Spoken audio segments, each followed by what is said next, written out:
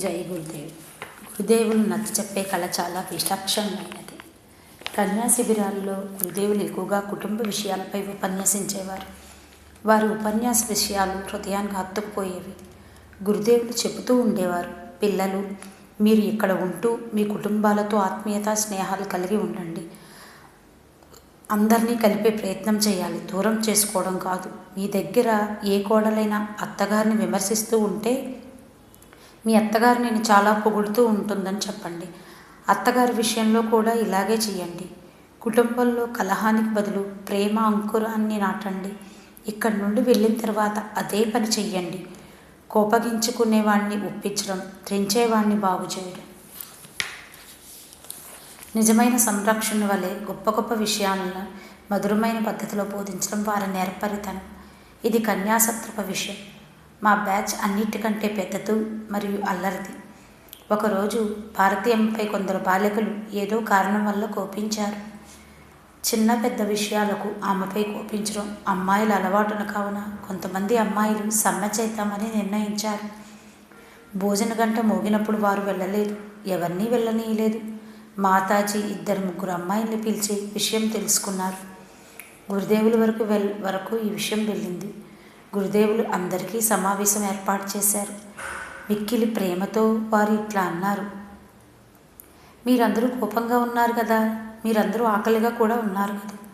పిల్లలు, భోజనంపై ఎందుకు కోపం? ఇలా చేస్తే మీకే నష్టం. దీనివల్ల ఎవరు కోపిస్తున్నారు వారికే కదా శిక్ష. ఎవరి మీద కోపిస్తున్నామో వారు మాత్రం ఆనందంగా ఉంటారు.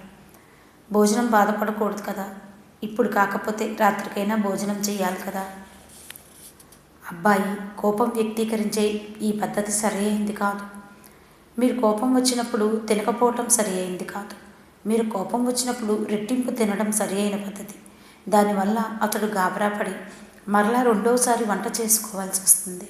మిమ్మల్ని మీరు శిక్షించుకోవడం తెలివైన పనా? వారు ముద్దు మురిపంతో కూడిన బెదిరింపు వల్ల అందరి కోపం దూరమయ్యేది. అందరికీ ఆకలిగా ఉండి వెంటనే పళ్ళాలు తీసుకొని భోజనములకు సిద్ధపడేవారం. గురుదేవులకు మాతాజీలకు శృంగారభరితమైన అలంకరణ ఇష్టముండేది కాదు. మాతాజీ గోరింటాకు ఎక్కువగా ధరించేవారు. కాళ్ళకు కూడా శాంతకుంజూరు వశిష్ఠ విశ్వామిత్ర భవనములకు ఎదురుగ్గా మరియు ప్రవచనం హాలు పక్క గోరింటాకు మొక్కలుండేవి. మమ్మల్ని అందరినీ గోరింటాకు పెట్టుకోమని చెప్పేవారు. శిబిరంలో పాల్గొన్న సోదరులతో ఇలా చెప్పేవారు, ఇది మీ అమ్మగారిల్లు, గోరింటాకు తప్పనిసరిగా పెట్టుకొని వెళ్ళండి. శ్రావణ మాసంలో ఊయలు వేయించేవారు. మేము ఎక్కువగా ఊగేవాళ్ళం, గోరింటాకు పెట్టుకునేవాళ్ళం. వారితో గడిపిన క్షణాలు మరచిపోలేనటువంటివి.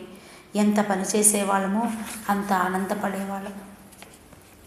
హాస్యం అనేది ఆరోగ్యప్రదంగా ఉండాలని గురుదేవులు మాతాజీ వారు అనేవారు.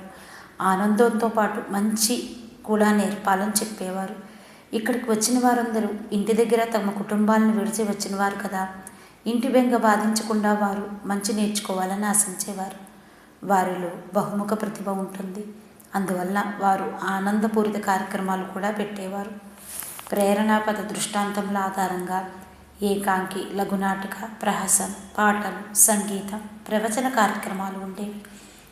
గురుదేవులు బ్యాండ్, పెరేడ్, కర్రసాము మొదలైన వాటి శిక్షణే కాకుండా ప్రదర్శన కూడా ఏర్పాటు చేసేవారు. మాతాజీ కూడా వీటిలో పాల్గొనేవారు. 1976-77లో గురుదేవులు టీవీ తెప్పించారు. మేమందరం మాతాజీతో కలిసి చూసిన మొదటి ఫిలిం ఆనందంతో కూడినది, రెండవది అనురాగంతో కూడినది. ఆనందం వాటికి సంబంధించిన నీతిని కూడా తిరిగి చెప్పేవారు. గురుదేవులకి ఆనందంతో కూడిన ఫిలింలు నచ్చేవి. వాటి గురించి తరచూ చర్చించేవారు. రాజేష్ ఖన్నా పేరు గురుదేవులకి బాగా గుర్తు. ఆడంబరంగా ఉన్న వ్యక్తిని వారు, నీవు రాజేష్ ఖన్నావా ఏమిటి అని లోకసేవ చేయి వ్యక్తి నిరాడంబరంగా ఉండాలని సూచించేవారు. ఆ రోజుల్లో గారడీ వారు కొయ్య బొమ్మలాట చూపేవారు. బయోస్కోప్ వారు బయోస్కోప్ తీసుకొని వీధి వీధి తిరిగేవారు. వారు శాంతకుంజు వైపు వస్తే చూపించి ఇదంతా చేతి నేర్పడతాను అని చెప్పేవారు. 1985-86లో మహాత్మా గాంధీ చిత్రం తీయబడింది. ఆ చిత్రం హరిద్వార్ వచ్చినప్పుడు అందరికీ ₹2 ఇచ్చి చిత్రం చూడమని చెప్పారు. చిత్రం చూసిన తర్వాత సంకల్పనిష్ట, దేశ సేవా వ్రతం, దీక్ష పొందిన సమాజ సేవ చేయాలని చెప్పేవారు. స్వాలంబరం యొక్క గొప్పతనం గురించి. మాతాజీ కుట్టు పని, అద్దకం, నేత బొమ్మలు తయారు చేయడం, జామ్, జెల్లీ, ఊరగాయ, తాండ్ర మొదలైన వివిధ రకాల వృత్తుల యందు శిక్షణ ఇచ్చేవారు. విశేష వృత్తి తెలిసిన వారు పరిజనులు ఎవరైనా ఉంటే వృత్తి ఆశ్రమాలకు నేర్పించవలసిందిగా కోరేవారు. దాంతో ఆ వృత్తి విశిష్టతను ఆశ్రమవాసులకు తెలియచెప్పి నేర్చుకోమని ప్రోత్సహించేవారు. స్త్రీలకు అన్ని అవసరమైన పనులు రావాలని వారు భావించేవారు. కృష్ణ ఉపాధ్యాయ వదిన గారు వచ్చేటప్పటికి శాంతికుంజలో సుమారు 10-12 కుటుంబాలు మాత్రమే నివాసం ఉండేవి. మాతాజీ మమ్మల్ని అందరినీ కుట్టు, అద్దకం, నేత మొదలైనవి నేర్చుకోమని చెప్పేవారు. ప్రారంభ దినాలలో కుట్టు మిషన్ ఉండేది కాదు. సూది దారంతోనే కుట్టడం నేర్పించారు. తర్వాత కుట్టు మిషన్లు తెప్పించారు. కౌసల్య అక్కగారు అందరికీ కుట్టు నేర్పించేవారు. ఎవరు ఎంతవరకు నేర్చుకున్నారో మాతాజీ దృష్టి పెట్టేవారు. నాకు కుట్టడం వచ్చింది, కానీ కటింగ్ చాలా భయం వేసేది. మాతాజీ కౌసల్య అక్కతో ఇలా అన్నారు, నీవు ఉపాధ్యాయ బహువుకి ఈరోజు కటింగ్ చేయకుండా ఇవ్వు. ఈరోజు ఆమె కటింగ్ చేసి ఆమె కుడుతుంది, తర్వాత నాకు చూపిస్తుంది. పిల్లల బట్టలు, నిక్కర్లు, చొక్కాలు మొదలైనవి మాతాజీ మా చేతనే కుట్టించేవారు. భయపడుతూ కటింగ్ చేసి కుట్టి మాతాజీకి చూపించాను. మేము చూపించడానికి వెళ్ళినప్పుడు వారు ఇలా అనేవారు, చూడు ఇప్పుడు నీకు ఎన్ని రూపాయలు మిగిలినవు, ఈ డబ్బులతో నువ్వు ఇతర వస్తువులు కొనుక్కోవచ్చు కదా. ఈ విధమైన స్వయం ఆధారిత పనుల్లో శ్రమపడడం, డబ్బులు ఆదా చేయడం, తక్కువ ఖర్చుతో కుటుంబ వ్యవహారాలు నడుపుకోవడం గురుదేవులు మార్కు నేర్పేవారు. శ్రీ గౌరీశంకర శర్మ గారి అనుభవం.